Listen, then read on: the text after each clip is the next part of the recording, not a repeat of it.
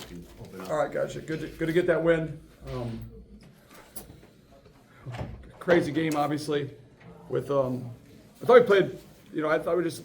The second game on these weekends. Sometimes it's a gut check. I thought they played tough and hard nosed, and I thought we didn't play great the first half. And then we got a little lead in the second half, and it's kind of been we've all everybody who's been here has seen it before, and they made a run at us, and we by our own a lot of things our own mistakes and things like that. But the one kid Coyle can really shoot it, and they made some shots, and we know he can shoot it. That's been talked about, obviously, but he still gets open shots or wide open, shots off penetration. So that he made a run, and I think we did a nice job down the stretch. DeJour did a good job against the zone at the high post, hit some shots in there. Adam made some plays down the stretch. I thought Yafet was really good defensively down the stretch. But it's a good win.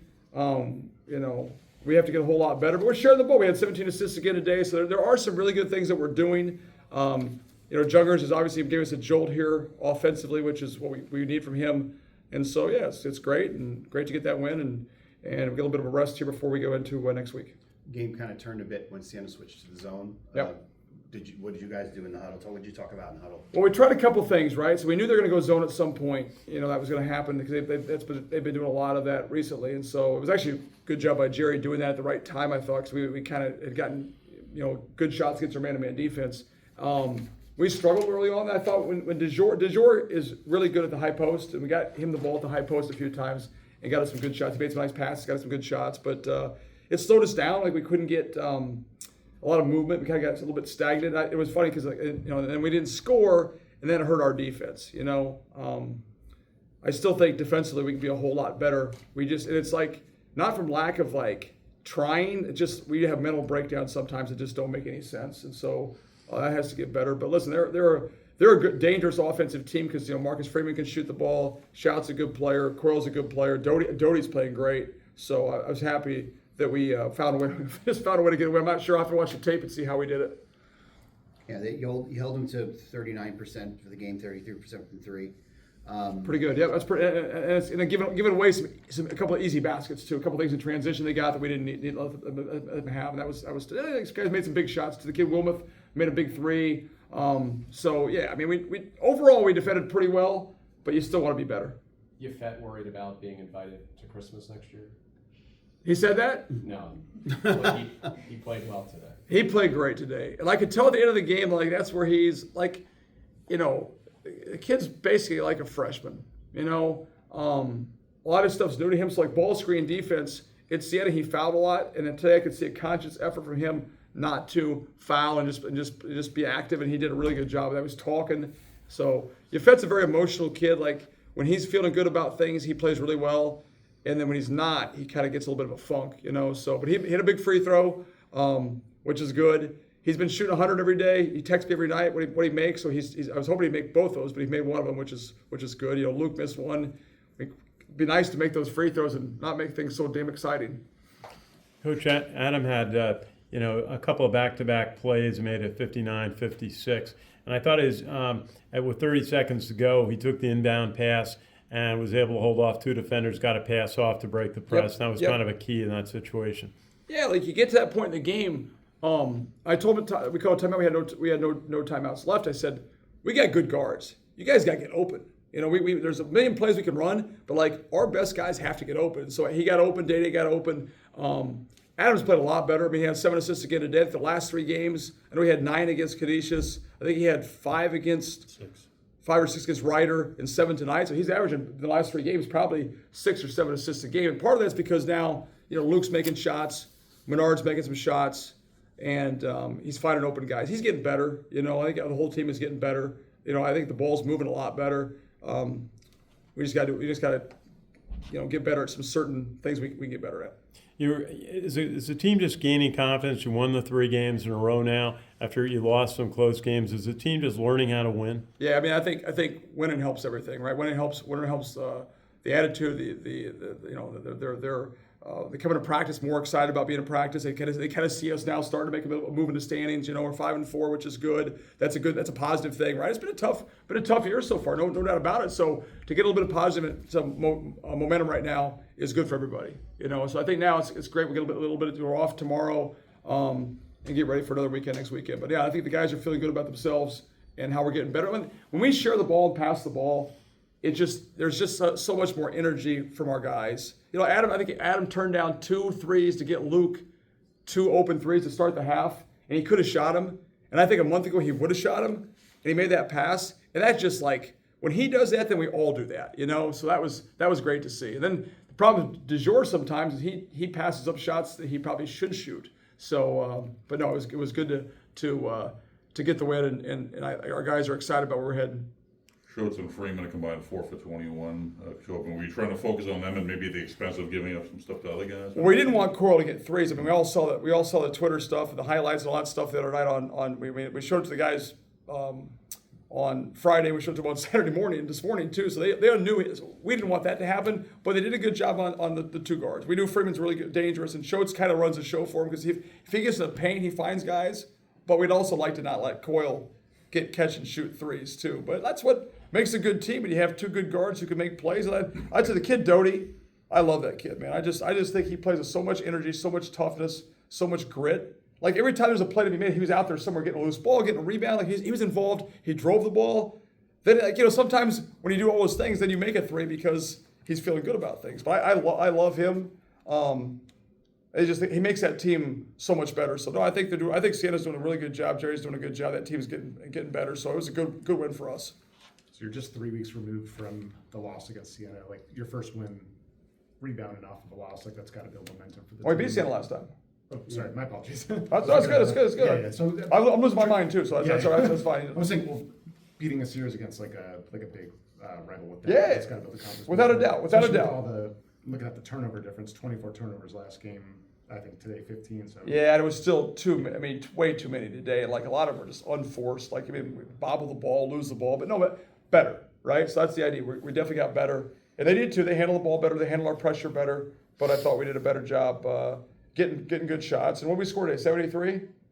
72. I mean, like we're getting in the 70s. We'd like to be in the 80s if we could, but we're inching closer. We were there for a while. We were in the 50s and 60s. So like we are scoring more points, getting better shots. We've kind of went to a more of an offensive lineup, like Jungers and Menard help us for that respect. So, listen, beating rivals is obviously twice as great, but also they're a good team. And, listen, the MAAC is pretty balanced, right? So I think every night's going to be, for us, every night besides Sacred Heart's been like this. Every game has been, besides Canisius a little bit at home, everything's been like down to the wire, 5 minutes to go, could go either way. And I think if you look at Siena's scores, it's probably been the same thing too. So it's very balanced.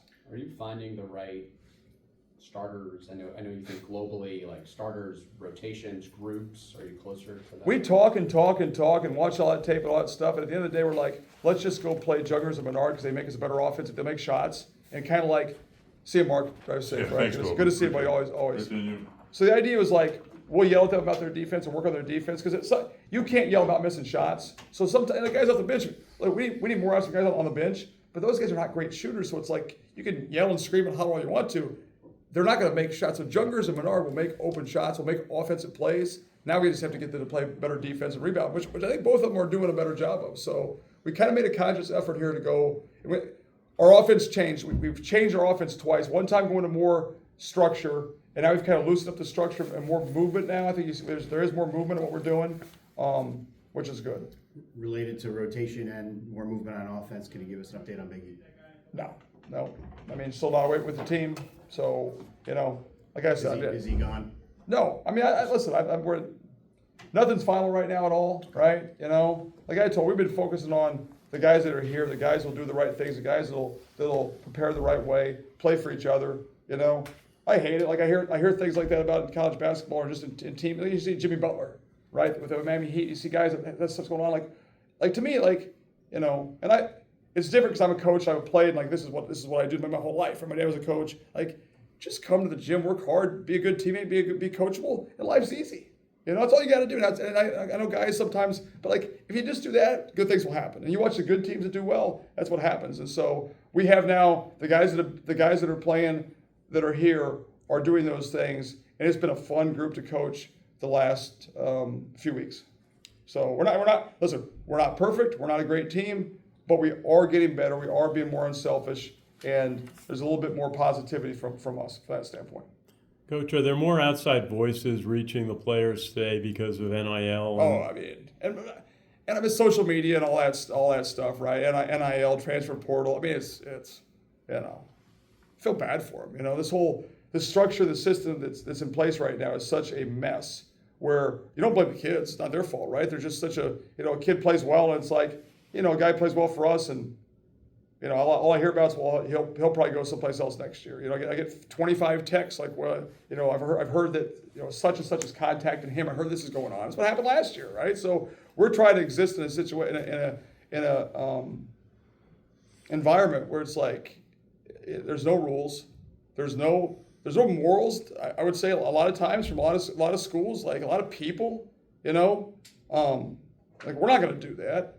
If the kid's having a good season, let him have a good season. Talk to him after the season's over, right?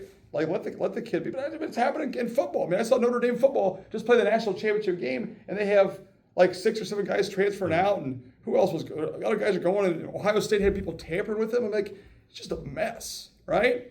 So it's not fun, you know. I mean, like to me, I'd like to take this team and say, man, all right, Menard and Adam are 2 good freshman guards. They're going to be really good next year and really good the year after, and like. You know, hopefully DeJour gets his year back and he's better, and if Fett's getting better, and Luke Junger's a sophomore, and you know these guys, if we're going to add the right pieces, building this thing, it'd be great. But it's like, who knows what's going to happen? You know, no one knows, right? And like the structure of the system is just, you know, I mean, you see, like, is it as much fun for me now as it was in the first 20 years? No, you know, part of having fun and enjoying your job is like you build something, right? Company, business, life, whatever it is, like you build and get better and you get better and you get better and you see what's going to happen in 2 years, and it's not like that now, you know? So I think that's part of like why you have a quicker fuse on things, why you're more short-tempered, why you're more frustrated, because you're like, well, hell, we got to figure this out by March, because who knows what's going to happen next year. If I knew that we're like how it used to be, like you might relax a bit and say, you know what, this will be fine, you know? Like Menard takes that 3. Right, my instinct when he took that 3 was to run out of the gym and tackle him. Right, that was my instinct. Right, I thank God I didn't do that. Right, but like but it's a teaching moment. Right, we're up by 5, and there's like you know, his dad's a coach. He's a smart kid. Now, Menard's a great kid because what makes him good is he's arrogant, he's cocky, he believes that shot's going in. His thought process is, I'm gonna make this 3, and we're gonna send the whole crowd home. That's really not what it should be, but that's what he's thinking, right? So it's like that's what makes him good. But that should be a teaching point where like he'll play for us another 100 games. He'll learn, hey, that's not a great shot, you know. So more of that. We wish there was more of that going on than with what's going on right now. Is there a focus on education among the players like you might have seen in the past, advancing towards degrees? I mean, our guys are doing well. We had like a 3.2 GPA, so our guys have been great in classroom. So I have no problem with that. I think they're focused and doing a really good job. So no, our guys have been awesome with that, you know. But I got like 3 of my Clarkson. I got 3 players from my team at Clarkson in my office right now. 3 guys who played for me 20 years ago, right? My first teams, and they're all here. They all graduated, all doing well. One, you know, brought their families here, brought their kids here. Like I coached those guys for 4 years. Like that's the kind of relationships you want to have in coaching college athletics, right? Or high school athletics or whatever it is. Can you still have those anymore? I don't know. You know, who will play for me for 1 year and bring their family back here in 10, 15 years? I don't know, you know. But like I got 3 guys in there now. We're going to go out and have a few beers and wings and tell stories. And you know, and they were all freshmen. And they were all made mistakes and did stupid things, and then they got better. That's what it should be about, you know. So as education, like you know too, Ken, like education is not just what happens in the classroom; it's also what happens off the court. It's the relationships and the bonds and I mean, Iona's an unbelievable place because there's so many people who love the school, the program that will support you. But it's hard to build those relationships in 8 months, you know. And you wish it was like there was a little bit of structure and system to it, you know. So, but I don't blame the kids. It's just, you know, all hell's broken loose here, and you know, it's we have to learn how to do well in this, and it's been a challenge for us here in the first 2 years, obviously, you know. It should have been like last year. You bring in a group and like you keep a bunch of guys and you build it. By this year we have 9 or 10 guys, and you build in pretty. By the 3rd year you got 10 guys that are all been in here for a couple of years. Like it's not like that anymore, you know. So, and like we're not going to go out and spend, you know, like some schools and spend $1 million on a player. So we have to do it a different way, you know. But I like this group. I think they're getting better. It's been fun to coach the last couple of weeks. You know, I think we got a long ways to go still, but you know, we want to be really good by the time we get to March. Have you changed your sideline demeanor over the last couple of weeks? What do you think? That's a good question. If you're watching me, what do you think? I think that you've toned it down. Good. I kept my sport coat on. Yes, for 2/3 of the game. Yep, We were yep, watching. yep. Well, part I of it think you're was sitting down a lot. part was I really like that sport coat. I bought that down in Alabama. I went to see my son down there, and it was a great clothing store down there in Tuscaloosa. So they had a great sport coat. I bought that sport coat. My wife's out of town. She's on a girls' weekend. She's in Tennessee. And the shirt I wore, she really didn't like that shirt. So whenever she says she didn't like something, I tend to be like, oh, so I wore the shirt she didn't like today, and I wore that sport coat. So I like that combination. But I've tried to be more patient, right? Like I just said, I'm more frustrated the last 2 years because I think we're all in a rush to get it figured out. You know, we're like, I think in the past you'd be like, oh, like I said, this will take time, right? You're trying to and like I told you, I think I screwed this team up by our schedule. I wanted to schedule like you did in the old days. Like, okay, that's going to make us better. We have more experience. We're going to understand. Like we overscheduled and we lost some games. I lost some confidence. I lost a little bit of our juice, and we're trying to recover that back to how we are. You know, so but I'm trying to be more calm. My good friend Brandon Steiner, he gives me advice on my call. He saw Tommy Amaker when we played Harvard, and Tommy doesn't even Tommy doesn't even move. Like he's as cool as can be. You know, so I've tried to be a little more calm and patient. I sit there. I talked to Ray, our DBO. Me and Ray just have an ongoing conversation the whole time. A lot of it's not very positive, but it's like I said today to Ray, it was zone. I said, Ray, I'm 53 years old. I could go out against their zone right now, and I could get an open shot. I might not make it, but I'll get an open shot. As I was telling Ray, Ray agrees with me, of course, during the game. Like, oh yeah, you definitely would. But like we just talk the whole time. I'm trying to be more calm that way, you know. So it's good. It's good you noticed that. I'm happy to hear that. I was curious. Yeah. Happy birthday, Luke Testani. Is his birthday today? Our video guy's birthday. Good. I'm good. He does a great job. His sideline meter's a little shaky. I gotta talk to him about that. Jeez. All right, thanks.